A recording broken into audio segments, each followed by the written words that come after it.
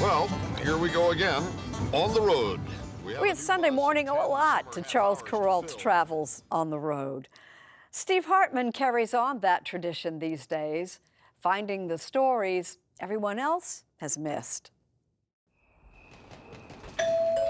For most of us, Come in. being a good neighbor means loaning a stick of butter, maybe the occasional social visit. Hello. How are you, Kathy? But Kathy Felt of Sandy, Utah says whatever your standard, it pales compared to what her neighbors did for her.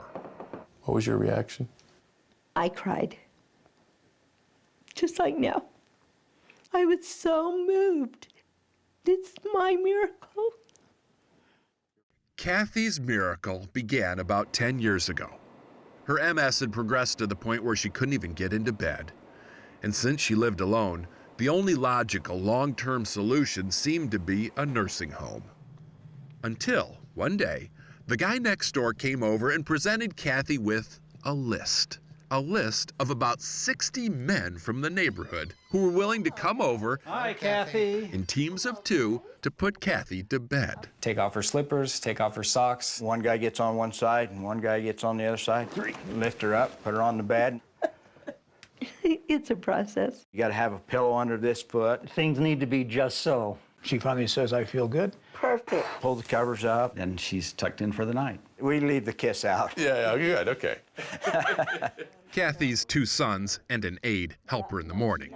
But this nightly ritual has been going on 7 days a week Good luck, Kathy. for 10 years now. We're gonna be here as long as she needs us. Keith Pugmire is the main organizer. Our challenge is to get everybody a time. Wait. You've got more volunteers than you need? Yeah, What kind of neighborhood is this? this is a great neighborhood.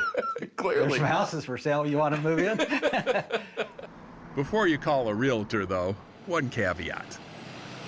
When Keith first started soliciting volunteers, he says not everyone was a natural Florence Nightingale. I can't say I was excited. I'll tell you that. Coming into somebody's home, it's a woman. And I have no health care background at all. Here's that. Here's your phone.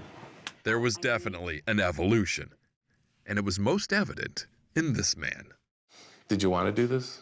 His name is John Keller. No. John now admits the only reason he agreed to help Kathy was because he knew he would look bad if he didn't. That's hard for me to say. I had always considered myself a good person, Christian. Then I realized maybe I'm not. I wanted to be a better person. We'll do that. Today, John says the simple act of lifting Kathy, week after week, has made him a profoundly better person. A good reminder that burdens are sometimes blessings in disguise. Yeah, no problem. Anytime.